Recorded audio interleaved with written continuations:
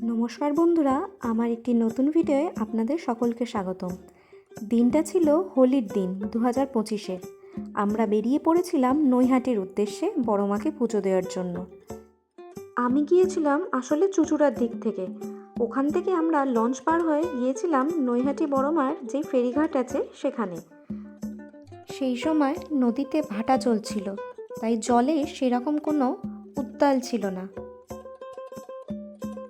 চুপটি করে নদীর পাশে বসে এক দৃষ্টিতে নদীর এই বয়ে যাওয়া জল দেখতে ভীষণ ভালো লাগে।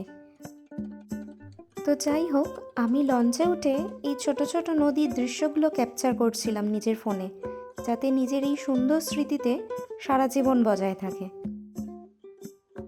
মানুষের জীবনে আছেটা কি বলুন? এই প্রকৃতি থেকেই তাদের জীবন, প্রকৃতিতেই শেষ।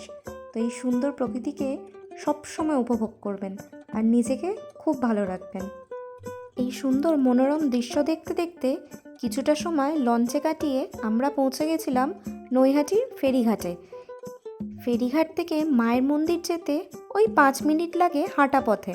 তো আপনারা কেউ টোটো বা অটোতে উঠবেন না। এই যে আমরা মন্দিরের সামনে চলে এসেছি, এখান থেকে আমি ডালা কিনে মন্দিরের ভেতরে যাচ্ছিলাম।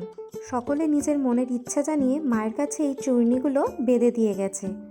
এরপর আস্তে আস্তে আমি মন্দিরের ভেতরে প্রবেশ করলাম। আর এই দেখুন মায়ের অপূর্ব রূপ। দিনটা হোলির দিন ছিল, তাই সেরকম খুব একটা ভিড় ছিল না। তো যাই হোক, মাকে ভালোভাবে পুজো দিয়ে নিজের মনের মনস্কামনা জানিয়ে আমি বেরিয়ে এসেছিলাম বাইরের দিকে। এই দেখুন, এই একটা ছোট্ট ছবি কিনেছিলাম মায়ের। ভাবে পুজো দিয়ে আবার বাড়ি ফেরার পালা। তো ভালো থাকবেন সবাই, সুস্থ থাকবেন। আর এই ভিডিওটা কেমন লাগলো অবশ্যই জানাবেন। জয় বড় মা।